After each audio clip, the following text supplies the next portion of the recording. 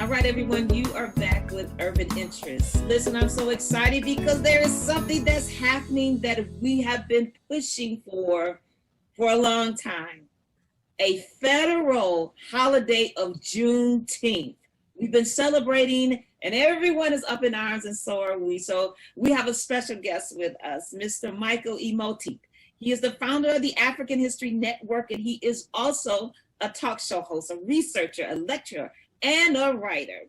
He has hosted national radio shows such as the Warren Ballantine Show, and yes, come on now, the Roland Martin Show, talking about big time.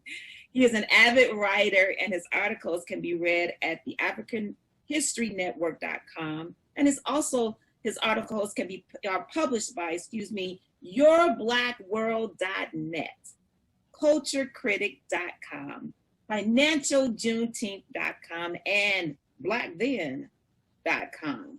So come on here, Mr. Michael, because I'm excited about this. Let's talk about it. All right, how you doing today, Angela? I am doing absolutely wonderful. You know, President Biden signed that legislation making right federal holiday, and so House Majority Whip Jim Claiborne says that was important. So explain to us the Juneteenth flag. You said the Juneteenth flag? Yes, there's a flag, isn't there? Right.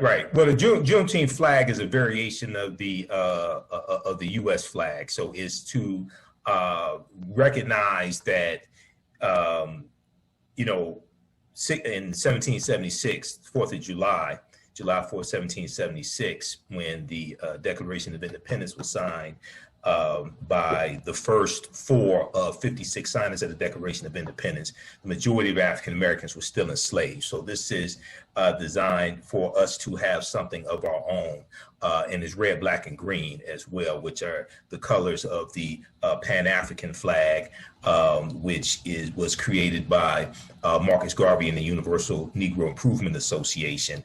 It was adopted in August of 1920 at their international convention. More importantly than the flag is to understand Juneteenth and the history behind Juneteenth. And we have to correct the history, but also protect the history of Juneteenth, because it's going to be commodified, and we have to get out in front of that and shut this down. Walmart and these other stores should not be selling Juneteenth merchandise, because African Americans have been celebrating Juneteenth since 1866 in various ways, and African Americans have been selling that merchandise. Okay, so Juneteenth 1865, June 19th, 1865 commemorates when Major General Gordon Granger delivers what's known as General Order Number 3 to enslaved Africans in Galveston, Texas. All right. He arrived the day before. He arrives with about 2,000 troops. Majority of them are African-American troops. And they are enforcing the Emancipation Proclamation from January 1st, 1863. The war is, for all practical purposes, over now. It ends basically April 1865, when General Robert E. Lee surrenders to General Ulysses S. Grant. But Texas is more removed from the war. Major battles don't take place in Texas. You have slave owners who flee other Confederate states and go into Texas and take their slaves with them. So Texas is more removed, and they had not gotten the news that the war was over and the slaves were free. Now, the Emancipation Proclamation did not free the enslaved Africans, January 1st, 1863. This is why we have to correct the history, because there's a lot of misinformation floating around in media, especially white-owned media, dealing with this. If you go to loc.gov, which is the Library of Congress website, or archives.gov, which is the National Archives, and you actually read the Emancipation Proclamation. It was a military strategy from Lincoln, President Lincoln, and it states that the slaves in territories or states in rebellion are free as of January 1st, 1863.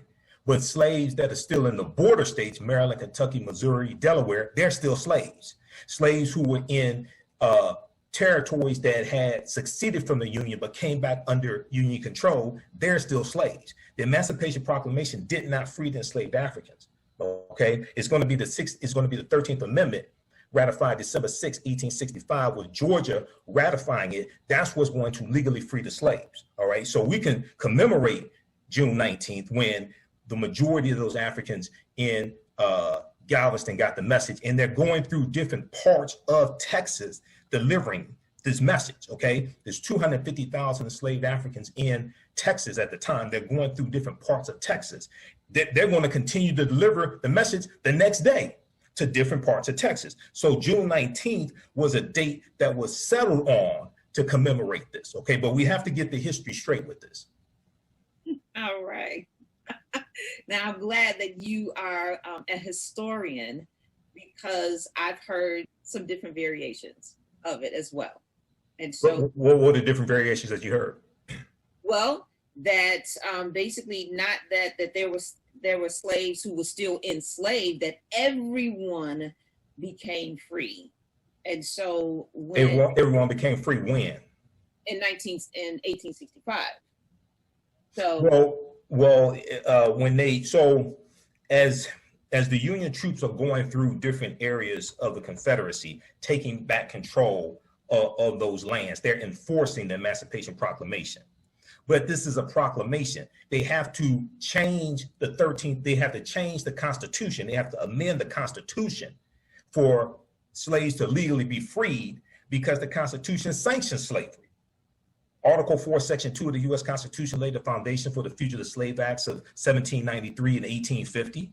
Okay, so they have to amend the Constitution with the 13th Amendment, and then the 14th Amendment gives citizenship rights to African Americans. Then the 15th Amendment of 1870 guarantees the right to vote to African American men. Doesn't apply to women at this time, but African American men. So you're going through a process. You're going through a process of these territories being brought back into the Union, brought back under Union control. And these various states have to then vote, or their state legislatures have to then vote to ratify the 13th Amendment as well. That's part of the ratification process, or the process to amend the U.S. Constitution.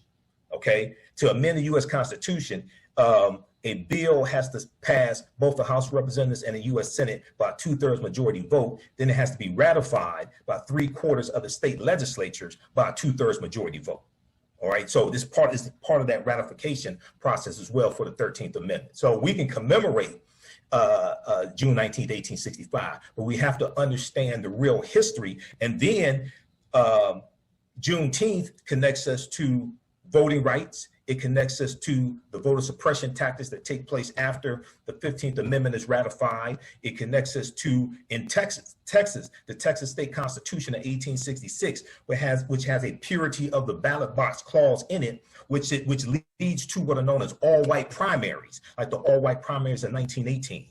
It connects us to the Mississippi State Constitution of 1890, where they voted to institute poll taxes and literacy tests. So it connects us to voting rights. It connects us to reparations, repairing the damage of slavery and the legacy of slavery, because when the emancipation takes place, when Africans are free, we're free largely without reparations, without giving land, giving tools, giving money, anything like that. And 40 acres and a mule, Special Field Order number 15, that land is largely going to be taken back by President Andrew Johnson, who succeeds Lincoln after Lincoln's assassinated in April of 1865, and he's going to give all that land back to the Confederacy for the most part. Okay, so all of this is, so people want to talk about reparations. Juneteenth is directly related to reparations. You're talking about the legacy of slavery. You're talking about what happened during Reconstruction, 1865 to 1877. So these two are they interconnect. So, Mr. Michael, you have given us a thorough history lesson about, I don't know, maybe 5 to 7 minutes, maybe 10, but it's information that we definitely should know. Absolutely. The bill that passed unanimously in the Senate, however, there were 14 Republican lawmakers. Mm-hmm. That doesn't surprise me. That doesn't surprise me. You're dealing with the white nationalist party. You're dealing with the party that many of them support the insurrectionists. You had 147 Republican traitors who voted not to certify the 2020 presidential election, okay, on January 6th. You had 147 who voted. Now, it's important for people to watch what's taking place. Go to govtrack.us, govtrack.us. You can track these bills in Congress and you can see who supports them. go to congress.gov and read these bills, okay? Congress.gov and read the bills. The George Floyd Justice and Policing Act passed the House of Representatives March 3rd, 2021 by a vote of 220 to 212. 212 Republicans voted no on the George Floyd Justice and Policing Act after they sat there and cried and talked about how wrong it was what happened to George Floyd. No Republicans voted for the bill. The $1.9 trillion American Rescue Plan.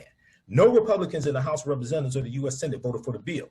H.R. 40 is in the House of Representatives right now. It passed out of the House Judiciary Committee 2 or 3 months ago for the first time in 32 years, originally introduced by the Honorable John Conyers from the 13th Congressional District. Now is sponsored by Representative Sheila Jackson Lee of Texas, who also is the one who sponsored the Juneteenth bill from Texas, because this deals with Texas.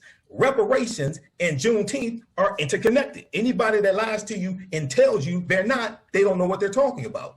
This is about 188 members of the House of Representatives that have signed on to support H.R. 40.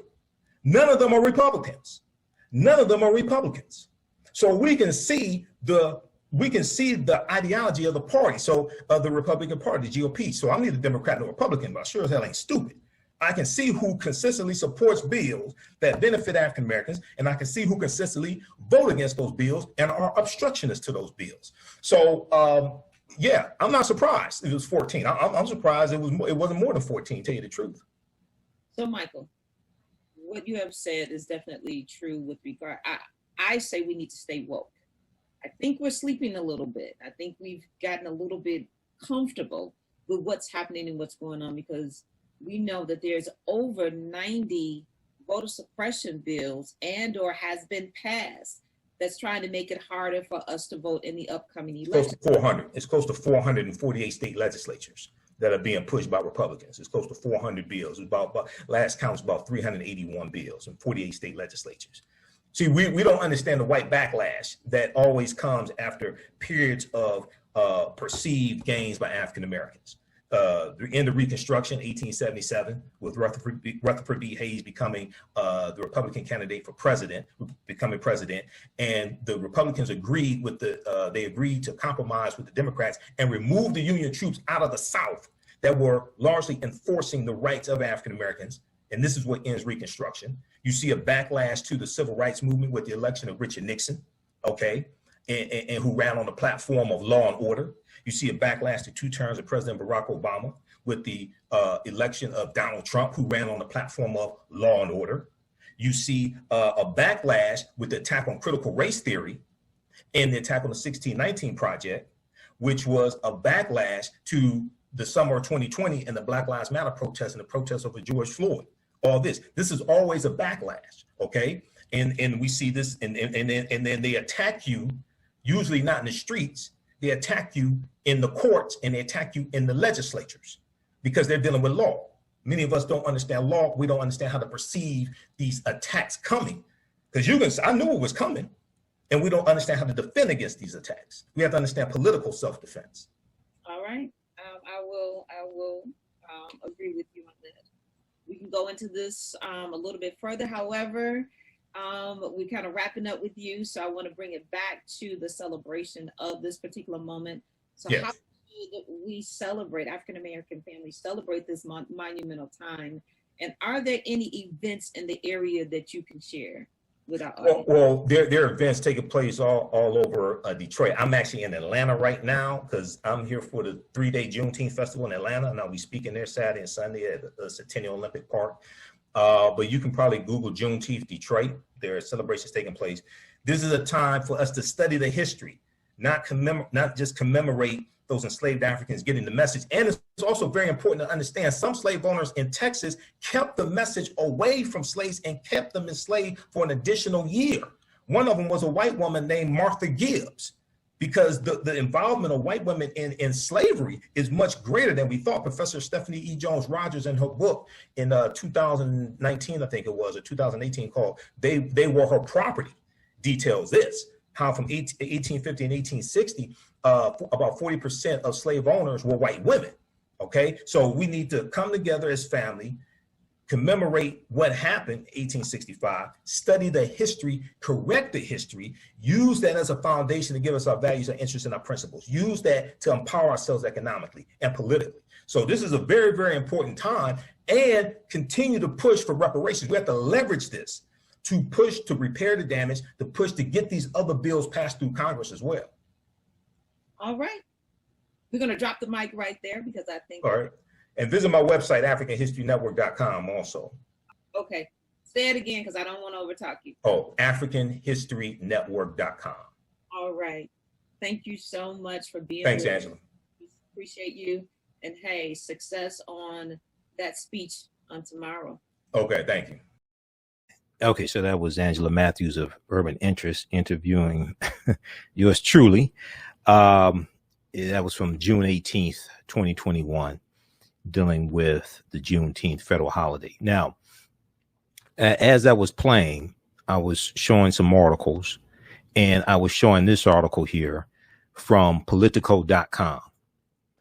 Because I hear a whole lot of people talking about reparations. Then I ask them, explain to me how many votes it takes to get a bill passed in the House of Representatives, and they can't tell me. I hear crickets.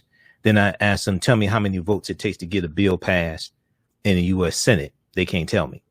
I asked this question to about 50 people in Atlanta when I was speaking. Nobody could tell me. One person said a majority. Well, yeah, it takes a majority, but in the Senate, for most bills, you need at least 60 votes. There's only 50 Republicans. I mean, there's only 50 Democrats. That means you need 10 Republicans to vote for the bill. You do realize in the U.S. Senate, for everybody, so this is why when people say reparations now, my response is reparations how? Explain to me, how do you get it? You do realize you need 10 Republicans in the U.S. Senate to vote for any reparations bill, including H.R. 40, which is to study reparations and the impact slavery and Jim Crow segregation and what happened after slavery has had on African Americans, and to make recommendations. You need 10 Republicans to vote for that. Where are you going to get them from? I mean, the black Republican, Senator Tim Scott, has already said he's not voting for reparations. If the black Republican is not going to vote for it, how many white Republicans you think going to vote for it in the Senate? Keep in mind, no Republicans in the Senate voted for the American Rescue Plan, and that was going to help white people that put them in office. So this article here, now Biden is saying the same thing that I've been saying for months. The votes don't exist in the Senate. When I had Cam Howard right here on this show, National Male Co-Chair of NCOBRA, National Coalition of Blacks for Reparations in America. And we talked about, I had him on before the hearing took place in the House Judiciary Committee, where H.R. 40 passed out of the House Judiciary Committee for the first time in 32 years. That was about April of this year, something like that. And we talked about it. And he said that after it passes out of the House Judiciary Committee, then it has to go for a full vote on the floor. He said I think he said maybe they had about 180 sponsors or something like that.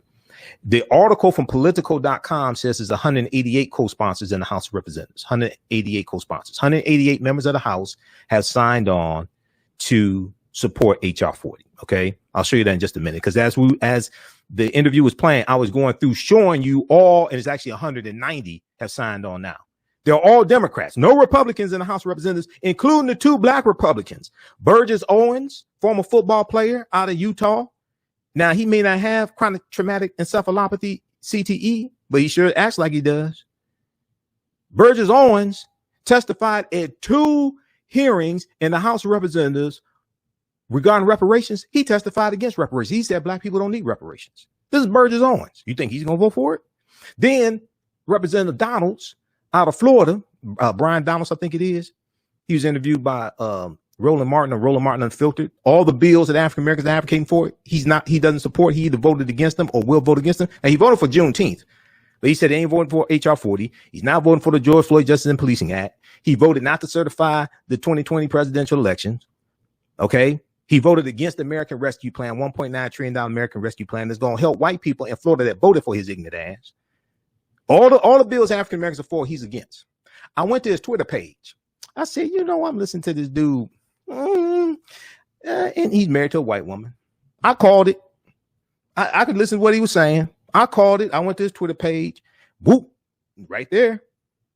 Whoop, there it is. So Biden is telling, so read this article here. This is the same thing I've been saying on this show for months. It's a math game. We don't understand math. Biden privately tells lawmakers not to expect much on reparations legislation. Why? He's talking about the Senate. He's saying the votes don't exist in the Senate. What the hell? That's what I've been telling you. This is exactly what I've been saying. Show me 10 Republicans in the Senate that going to vote for reparations. They don't exist. So what does this mean? This means you have to vote more people into Congress, into the House of Representatives and the U.S. Senate who support reparations, and vote people out who don't support reparations. It's a math game. We created math, but don't understand math. Then it goes through and it talks about, read this full article here. Because I told you, I'm going to tell you the truth about reparations. I ain't going to lie to you. There's a lot of people trying to hustle a lot of people on reparations. Make them think they're about to get a check at the end of the month. No, you're not. I told you this. We have to understand the process. We don't understand the process. There's 188 co-sponsors. Now it's 190 because I just checked at where? Congress.gov. That's where you go to check this stuff. That's where you go to read the bills and you can see who sponsored the bills. Now it's 190 sponsors. They're all Democrats. No Republicans in the House support this. I can tell you right now, no Republicans in the Senate gonna vote for this. Now, when I had Cam Howard here on the show, Cam was honest. Cam said, look, we're closer than ever in the House, but we still got to get it passed. We still don't have it takes 218 votes in the House to get it passed. He said we have to get to 218. He said in the Senate is an uphill battle. He was honest. He said in the Senate it's an uphill battle. Yes, it is. It ain't happening in the 117th Congress. The earliest you're going to get any reparations bill passed in the Senate is going to be 2023. That's after the 2022 midterm election, because you're not going to get 10 votes from Republicans for a reparations bill, period. Now, you can hallucinate a reality that don't exist if you want to. I'm not going to lie to you. I'll tell you the truth. All right, so read this full article here, okay? And stop dealing with simple Simon ass nonsense on social media for people who have no clue what they're talking about, who are not going to be honest and deal with the facts with you. So I showed you all that, and we dealt with Congress.gov, all that stuff, right? Now, Juneteenth flag. There was one with the red, black, and green and all that. But there's an official Juneteenth flag. CNN has an article dealing with this. Now, this one here, I don't see a whole lot. And when I was in Atlanta, I ain't see this Juneteenth flag. This is probably popular in Texas, where Juneteenth started. The Juneteenth flag is full of symbols. Here's what they mean. Read this full article, because I don't have time to get deep through this. But just to highlight, the flag is the brainchild of activist Ben Hythe, founder of the National Juneteenth Celebration Foundation, NJCF, National Juneteenth Celebration Foundation. Hythe created the flag in 1997 with the help of collaborators, and Boston-based illustrator Lisa Jean Graff brought their vision to life. Okay, the flag was revised in the year 2000 into the version we know today, according to the National Juneteenth Observation Foundation.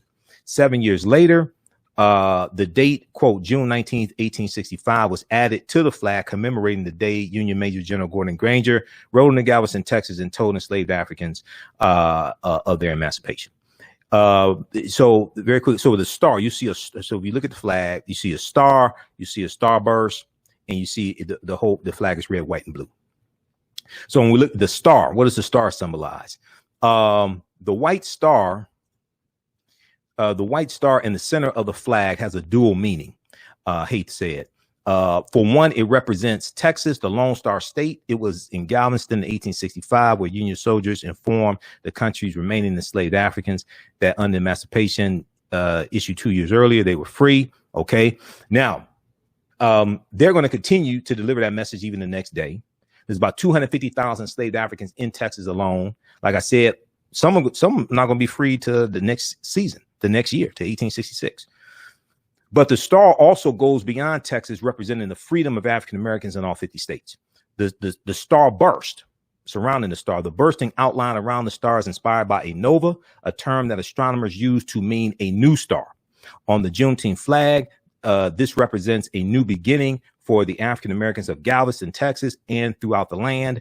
And then you see an arc. The arc, the curve extends across the width of the flag, represents a new horizon, the opportunities and promise that lay ahead for African Americans. The colors, red, white, and blue. The red, white, and blue represents the American flag, a reminder that slaves and their descendants were and are Americans. Now, if you read The First Americans Were Africans, Documented Evidence by Dr. David Imhotep, we know that the original Americans were African people.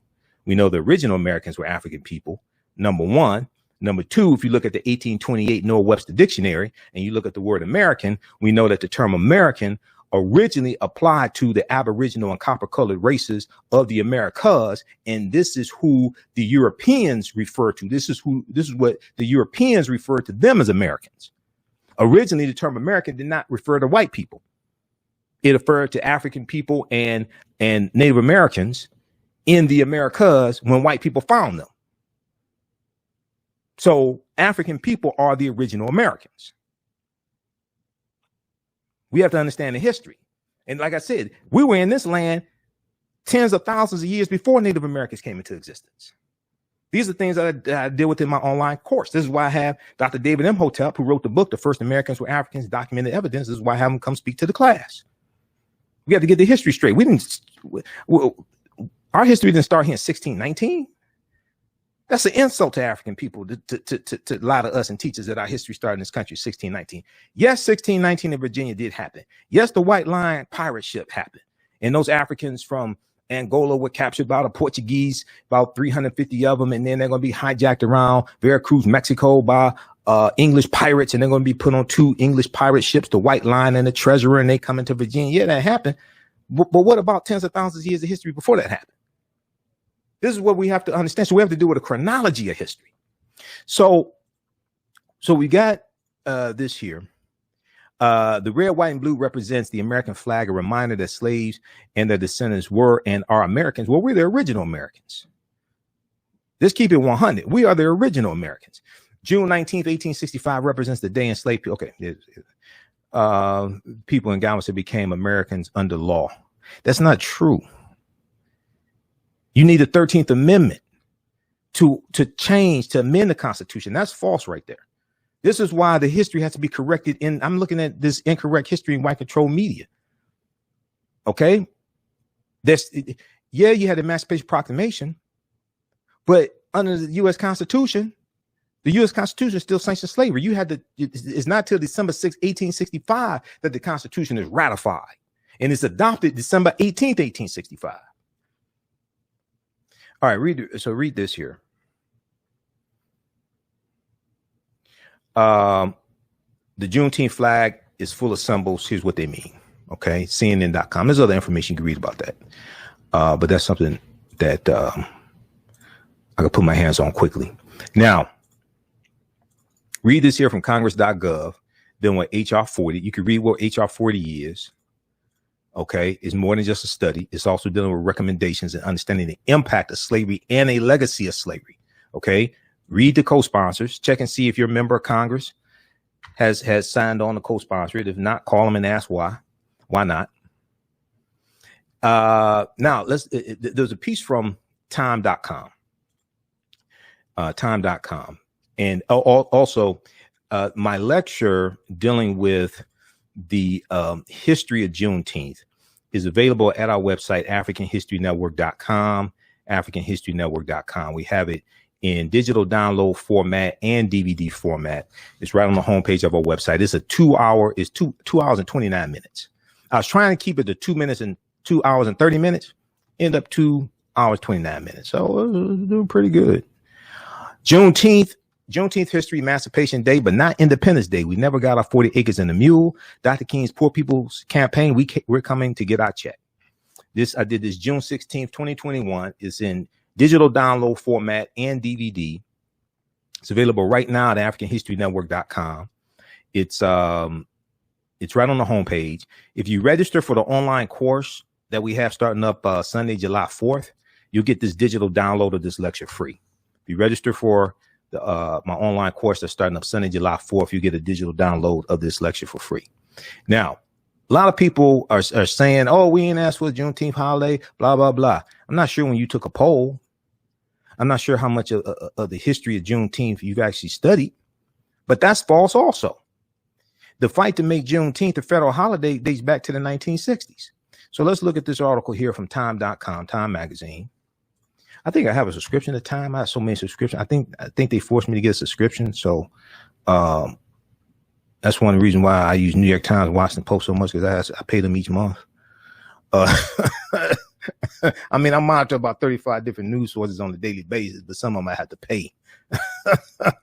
Washington Post, New York Times, one of them. I think I paid time.com also. I have so many subscriptions. Activists are now this is from 2020. This article here is from June 6th. This is from June 17th, 2020. That's when this article originally came out. Okay. Because they tried to get Juneteenth passed in the Senate in 2020. Activists are pushing to make Juneteenth a national holiday. Here's the history behind the fight. All these dumbass memes floating around, they don't tell you this history. Most likely because the people that make the memes don't know the history. First question I ask is, do these people live in the United States of America? Okay. Now, if we look at this piece here, I want to scroll down. The movement to make Juneteenth a national holiday. In the 1960s, the civil rights movement brought a new push. Civil rights movement brought a new push. What the hell is that? The civil rights movement brought a new push for America to live up to those ideas. And with it came a renewed awareness of Juneteenth. One turning point in awareness came in the aftermath of the assassination of Dr. Martin Luther King Jr., assassinated April 4th, 1968. At the time of his death, much of Dr. King's work focused on economic justice. At the time of his death, much of Dr. King's work focused on economic justice. Okay. Now, he ain't just come to the realization that we need economic justice. That means you haven't read his books. He wrote 5 books. Okay. Now, he was focused on economic justice, and he was in the middle of planning a poor people's campaign march for the coming months. After he was assassinated, the work went on, including via a Solidarity Day rally held in Washington, D.C. that Juneteenth. Organized by Dr. King's disciple, Ralph Abernathy, the rally, which boasted more than 50,000 participants, capped off about 6 weeks during which activists lived in an encampment called Resurrection City to raise awareness of inequality. Wiggins believes that the success of the rally helped inspire participants to host Juneteenth celebrations in their own communities in the years and decades that followed. It was during this period that the modern effort to make Juneteenth a national holiday developed. You're talking about the late 1960s. It was during this period that the modern effort to make Juneteenth a national holiday developed. Amid a widespread push to raise awareness of Black history, many felt that the American calendar ought to reflect the past. The fight over a national Martin Luther King Jr. holiday, which would first be celebrated in 1986, was underway, and some felt that Juneteenth was also a crucial part of the story. You're talking about 1986. People ain't just start fighting for Juneteenth. Opal Lee has been fighting for years, 94 years old, member of Zeta Phi Beta Sorority Incorporated. People ain't just start fighting to make Juneteenth a federal holiday. Some African Americans just found out about Juneteenth last year. Let's just be honest. So they think it's something new. No, it's not. Thanks to the efforts of State Representative Al Edwards, known as Mr. Juneteenth, Texas became the first state to make Juneteenth a state holiday in 1980. Al Edwards died in April of 2020. Okay, those watching on Facebook and YouTube, keep watching. We're going to keep broadcasting for a few more minutes. Also, if you like this type of information, you can support the African History Network, $ the AHN Show through Cash App, $ the AHN Show through Cash App. Also through PayPal, paypal.me / the AHN Show, paypal.me / the AHN Show. We're here 6 days a week. This helps us keep doing the research, stay on the air, keep broadcasting. With Juneteenth, we have to correct the history and we have to protect the history. We have to correct the history and we have to protect the history.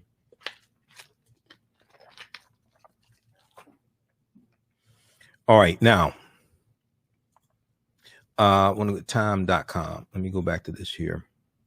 So in 1994, a group of ministers in New Orleans founded the National Juneteenth Observance Foundation, the National Juneteenth Observance Foundation, in the wake of a period of uproar over police brutality that echoes today. Around that time, it was being reported that the majority of police brutality complaints in the U.S. were directed at New Orleans, per a draft of a 1992 Department of Justice study. Okay, 1992. As Reverend John Mosley, one of the co-founders, tells Time magazine, quote, "We were inspired by the horrific incidents such as the videotaped beating of Rodney King and the mistreatment of Black people by police in New Orleans and others around the country," end quote. We were inspired by the horrific incidents such as the beating of Rodney King, the videotape beating of Rodney King, and the mistreatment of Black people by police in New Orleans and others around the country. Now, does this sound like shucking and jiving? Does this sound?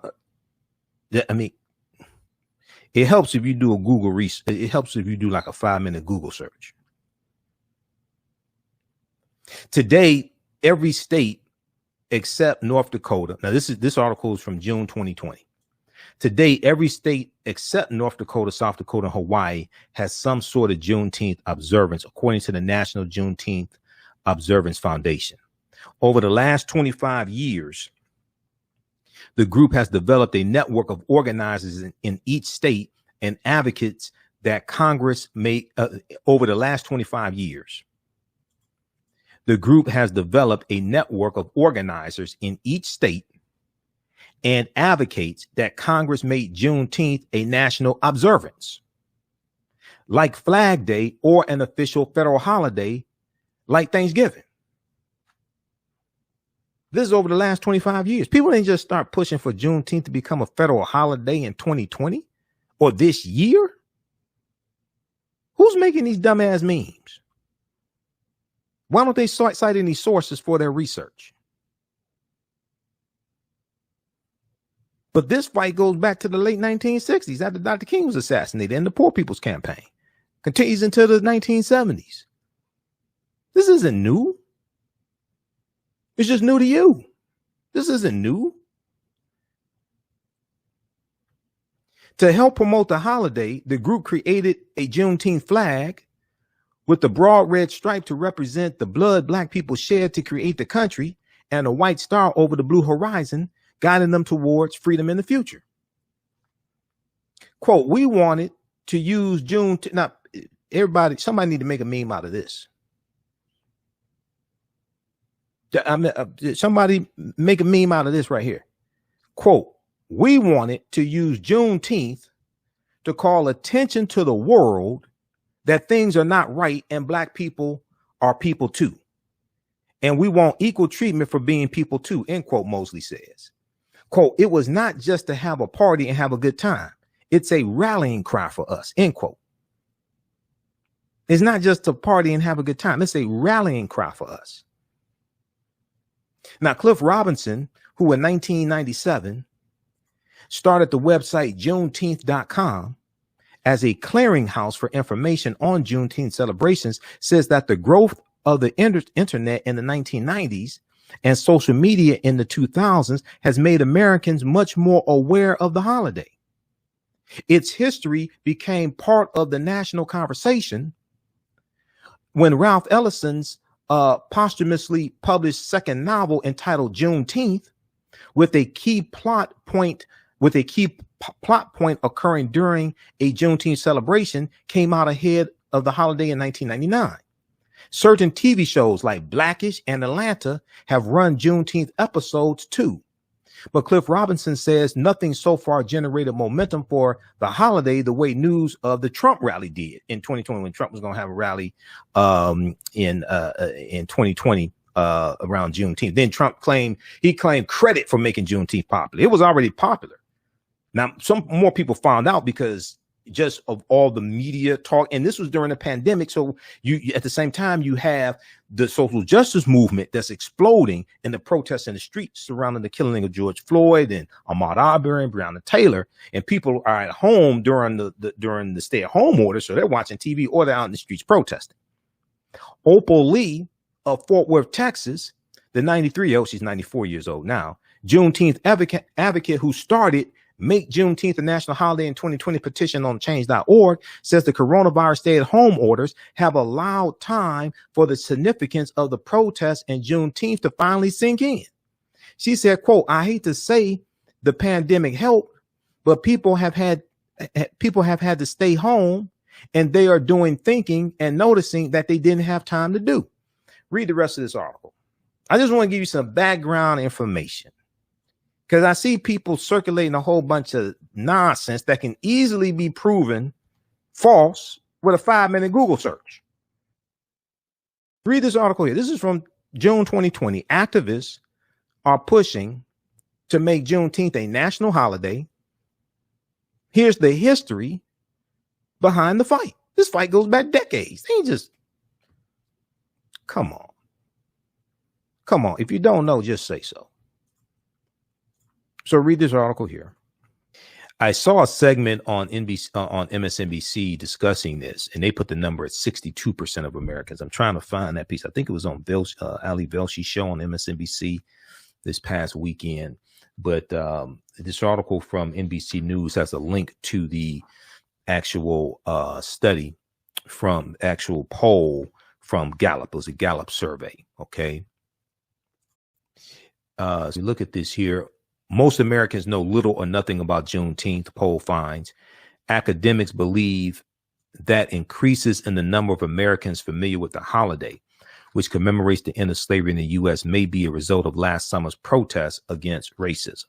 And there was an increased focus on Juneteenth in June 2020 because of the Black Lives Matter protests, the protests surrounding George Floyd, all that. Okay. Now, as we said before, the majority of enslaved Africans in Texas found out that they were free, but there are going to be some that are held for another year in Texas, enslaved. The word was kept from them, okay, by their slave owners. More than 60% of Americans know nothing at all or only a little bit about Juneteenth, according to a new Gallup survey. The 37% of respondents who reported having, quote, a lot or some knowledge of the holiday may be an increase from previous years, pollsters and academics believe, reflecting growing awareness after last summer's summer 2020 protests against racism and police brutality. The survey, the results of which were released on Tuesday, found that nearly, so this was last Tuesday, that'd be Tuesday, June 15th, Tuesday, June 15th, because this article came out Wednesday, June 16th. The survey, the results of which were released on Tuesday, June 15th, found that nearly half supported teaching the history of Juneteenth in public schools. There was less support, 35%, for making June 19th a federal holiday. So 35% supported making June 19th a federal holiday. 50%, almost 50% supported teaching the history of Juneteenth in public schools. But only 25% of respondents said they were opposed to the idea. Now, on Tuesday, June 15th, the U.S. Senate unanimously approved a bill that would make Juneteenth a legal holiday. The House passed the bill by a wide margin the next day, with 14 Republicans opposed to it. Keep in mind, also, 62 Republicans voted against the COVID-19 Hate Crime Act, which is in the House of Representatives. 62 voted against it in the House, which is ostensibly known as the anti-Asian hate crime bill. It is not specific to Asian Americans. That's why you have to go to congress.gov and read these bills. Now, also, the vote in the Senate, the way it passed in the Senate is was not a formal vote. there was no objection to it in the Senate. In 2020, Senator Ron Johnson of Wisconsin, whose dumbass went to a Juneteenth celebration after what went down in the Senate, after it passed the Senate for Juneteenth, he went to one and he got booed, rightfully so, because he blocked the bill in 2020. A formal vote in the Senate on June 15th did not take place. What happened was there was no opposition to the bill, so it was able to pass the Senate, but there was no formal yay or nay vote in the Senate. People have to keep in mind that's how it passed the Senate. There was no formal yay or nay vote. It just passed with no opposition. Okay, there was a formal yay or nay vote in the House of Representatives. So the 14 who opposed it are on record voting against it. You can go to govtrack.us and you can see the 14, and there are articles written about this. You can see the 14 Republicans, all white men, who voted against making Juneteenth a federal holiday. They're all Trump supporters also. Now, on Tuesday, the Senate unanimously approved a bill that would make Juneteenth a legal holiday. All right. Now, also known as Emancipation Day, Black Independence Day, or Jubilee Day, Juneteenth celebrates the day in 1865 when Major General Gordon Granger, Union General, informed enslaved African Americans in Galveston, Texas, that the Civil War had ended and that they were free. Okay.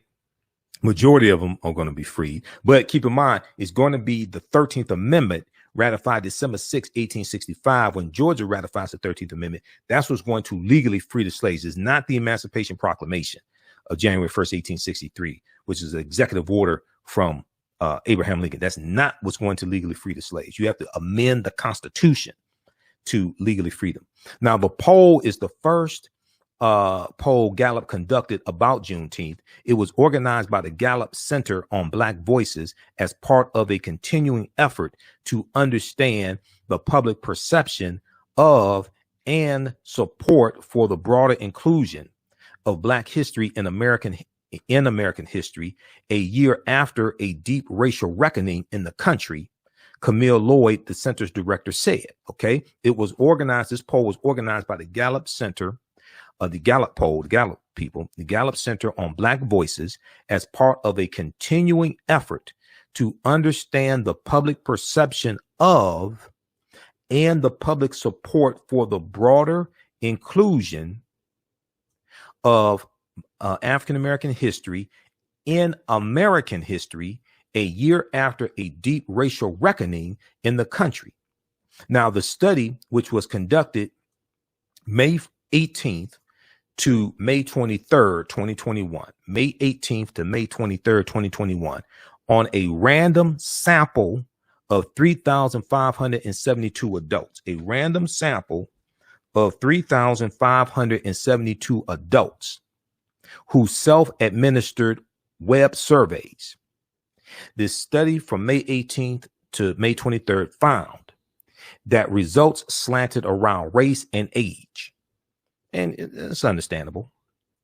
69% of African American respondents say they had a lot or some knowledge of Juneteenth, compared with 31% of white respondents.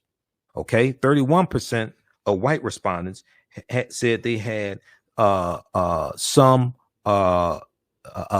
of knowledge or some knowledge, whereas 69% of African American respondents said they had a lot of knowledge or some knowledge. Younger adults were also more likely to know about Juneteenth than older adults. Younger adults were also more likely to know about Juneteenth than younger adults. Now, the margin of sampling error for a sample of this size is plus or minus 2 percentage points, according to Gallup, which is pretty low for surveys, actually. Reading between the numbers, the Gallup Center on Black Voices found that awareness is a critical piece in whether a person is supportive of celebrating and teaching Juneteenth, and the focus should be on maintaining and cultivating that awareness, said Ms. Lloyd. That's Camille Lloyd, the center's director. Okay. Awareness is a critical piece in whether a person is supportive or of celebrating and teaching Juneteenth, and the focus should be on maintaining and cultivating that awareness. Now, Juneteenth has been celebrated since the 19th century. It's been celebrated since 1866, to be precise. It's been celebrated since 1866 in Texas. And then it's going to spread throughout the country. As African Americans spread throughout the country during the Great Migration, et cetera, it's going to spread. There are periods of times where it dies down, periods of times where it's more popular. It becomes Emancipation Day becomes a state holiday in Texas in 1980. Now, Juneteenth has been celebrated by African Americans since the 19th century, since 1866, and its broader popularity has waxed and waned throughout American history, according to Brenda Elaine Stevenson, a historian specializing in African American history and the history of the Southern United States. Dr. Brenda Elaine Stevenson said, quote, "We see spikes in Juneteenth popularity. At the same time, we see focus on Black life and the position of Black people in American society." Okay. She said that in addition to the late summer's protests, the pandemic's disproportionate effect on African Americans and the recent combative debates on the study of race in public schools and universities has contributed to a broader interest, not only in learning about the experience of African Americans, but in finding ways to celebrate it as well. Quote, Juneteenth has now had a rebirth in terms of people focusing on it, celebrating it, wanting to know what it is and wanting to know what it signifies and how it relates to this long arc of racial divide and progress, or not progressing in our country, Dr. Stevenson said. All right, read the rest of this here. Oh, it goes on to talk about how during protests in 2020, summer 2020, over 160 Confederate symbols were removed from public spaces or renamed after the death of George Floyd more than any in any other year. Read the rest of this article here from the New York Times. Most Americans know little or nothing about Juneteenth poll finds. This is from June 16, 2021 by Isabel Grulin Paz for New York Times. All right, look, we're out of time here, way over time. If you like this type of information, also you can support the African History Network, $ the AHN Show through Cash App, $ the AHN Show through Cash App, also through PayPal, paypal.me/the AHN Show. We're here 6 days a week. This helps us keep doing the research, stay on the air, keep broadcasting. And you can also visit our website, AfricanHistoryNetwork.com, and support us there as well. Be sure to register for my new online course that starts up Sunday, July 4th, 2021, 2 p.m. Eastern Standard Time. Ancient Kemet, the Moors, and the Maafa, understanding the transatlantic slave trade, what they didn't teach you in school. And this is a 10-week online course that I teach. We deal with thousands of years of history and what led up to the transatlantic slave trade taking place. So we have the information on the homepage of our website. And when you scroll down and click on the link, it takes you to our page on Learn World, and just click on enroll. And you can, as soon as you enroll, you can start watching the content. And there's a bonus of classes 1 through 7 from the current course that's going on right now. And we're going to enroll you in that Saturday class and enroll you in the new Sunday class that starts up Sunday, July 4th. Okay. The 4th of July. All right. We have to get out of here. Remember, right now, knowledge corrects wrong behavior. It's not over till we win. Wakanda forever. And we'll talk to you tomorrow night. Peace.